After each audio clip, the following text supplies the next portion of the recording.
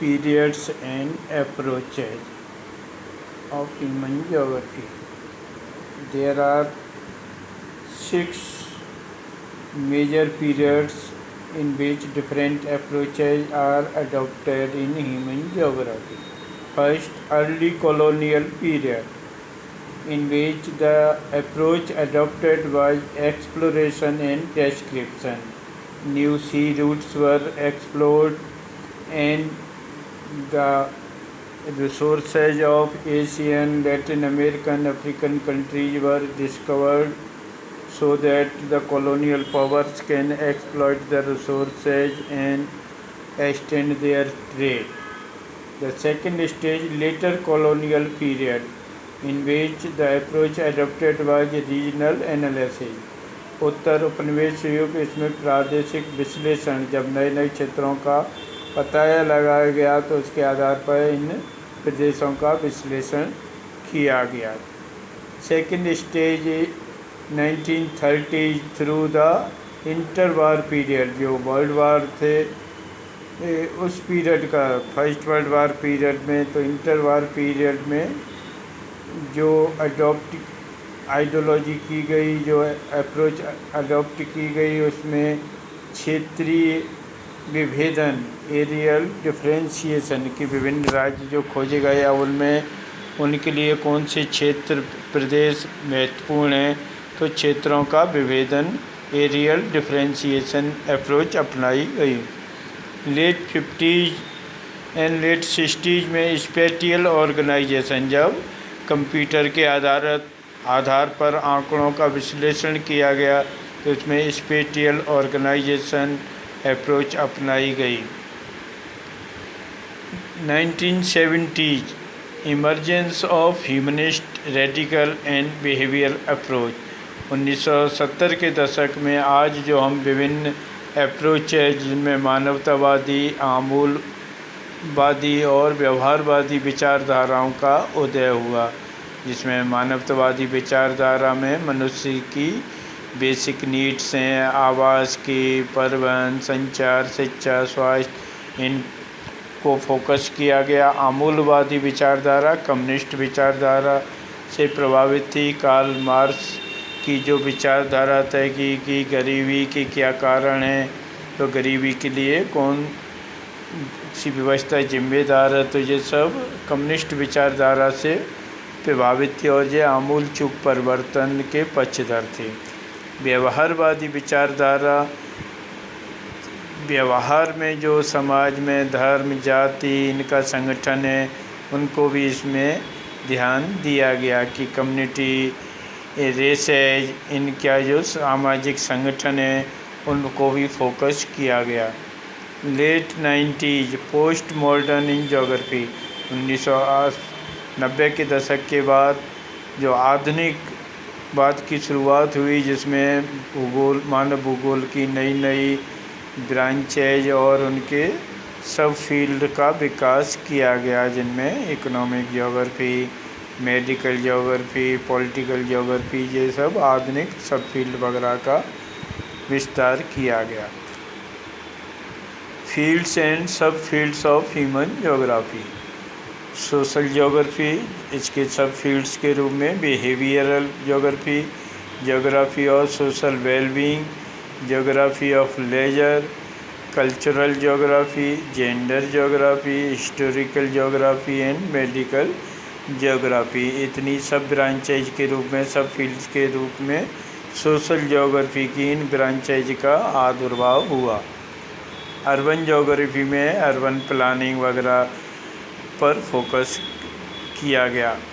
Political geography में electrical geography, चुनावी निर्वाचन संबंधी भूगोल, मिलिट्री भूगोल, सैन्य भूगोल। पॉपुलेशन ज्योग्राफी, इसमें डेमोग्राफी के विभिन्न जो फीचर्स हैं, जनसंख्या के विभिन्न जो तत्व हैं उनका विश्लेषण, जिनमें migration, density, developing and developed countries में माइग्रेशन का trend, push and push factor, ये सब पॉपुलेशन से संबंधित पहलुओं का विश्लेषण किया जाता है। सेटलमेंट ज्योग्राफी में urban settlement, rural settlement, settlement को प्रभावित करने वाले कारक वगैरह, ये सब हम सेटलमेंट ज्योग्राफी में पढ़ते हैं।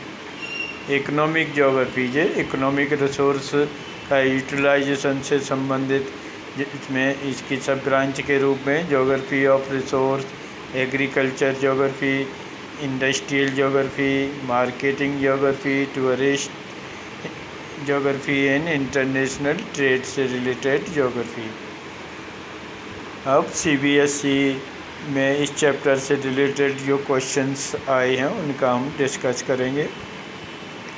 What is the subject matter of the study of human geography, explain any 3 fact. इसमें सब्जेक्ट मैटर के रूप में जो हम ह्यूमन ज्योग्राफी में पढ़ते हैं, इसमें सबसे पहले स्पेटियल डिस्ट्रीब्यूशन, जो हमारे ह्यूमन मेड जो लैंडस्केप है, कल्चरल जैसे लैंडस्केप कहते हैं, तो उसमें स्पेटियल वेरिएशन क्या है, डिफरेंस क्या है, डिस्ट्रीब्यूशन पैटर्न क्या है, विभिन्न मानवीय तत्वों का, मानव द्वारा निर्मित ट्रांसपोर्ट हैं, हाउसिंग हैं, इन विभिन्न फैसिलिटीज़ का स्पेटियल डिस्ट्रीब्यूशन के बारे में पढ़ते हैं।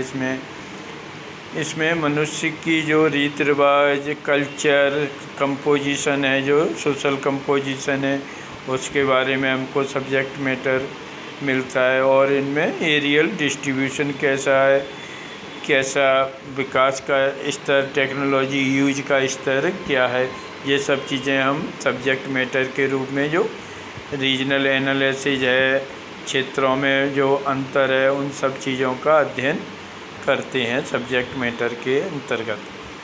Second question, the knowledge of nature is extremely important to develop technology, support this statement by giving 3 example.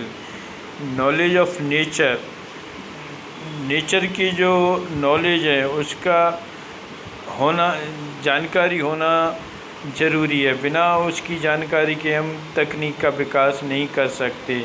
विभिन्न उदाहरणों द्वारा हम इसको समझा सकते हैं। जैसे फ्रिक्शन के बिना जानकारी के हम आग की खोज नहीं कर पाते, तो आग की खोज के लिए फ्रिक्शन के सिद्धांत का जानना ज़रूरी है। इसी तरह तीव्र गति वायुयान बनाने के लिए गति विज्ञान की जानकारी ज़रूरी है। तो इस तरह डीएनए तथा आनुवांशिकी के ज्ञान के द्वारा विभिन्न बीमारियों का निराकरण संभव है। तो इन 3-4 उदाहरणों के द्वारा हम बता सकते हैं कि टेक्नोलॉजी के विकास के लिए प्रकृति के नियम, प्रकृति के सिद्धांतों का जानना क्यों जरूरी है। Write about new determinism with suitable example. New determinism Griffith Taylor द्वारा प्रतिपादित किया गया। It is the middle path theory, इसमें मध्यम मार्ग को अपनाया गया। निश्चयवाद और संभववाद के बीच का रास्ता अपनाया गया। इसमें ना तो मनुष्य को प्रकृति का पूर्ण रूप से दास बतलाया गया और न ही मनुष्य को प्रकृति का पूर्ण रूप से विजेता बताया गया।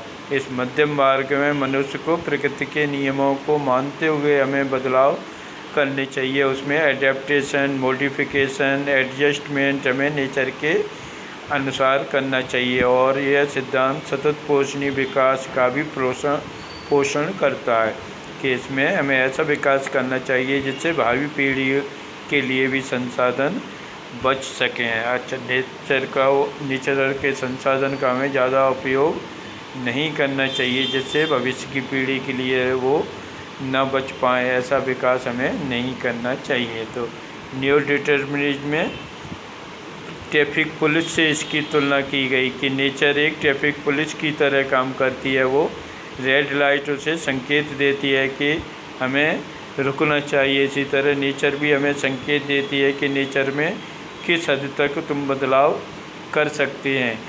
यदि उससे ज़्यादा हम अतिक्रमण करते हैं तो उसके प्राकृतिक आपदाओं के रूप में हमको उनके दुष्परिणाम झेलने पड़ते हैं।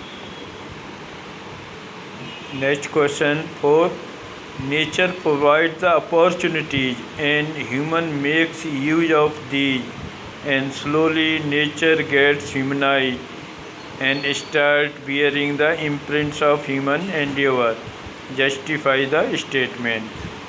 Nature provides the opportunities and human make the ये पॉसिबिलिज्म जो विचारधारा है उससे संबंधित है कि नेचर मनुष्य को पॉसिबिलिटी उपलब्ध कराती है, संभावनाएं उपलब्ध कराती है और इन संभावनाओं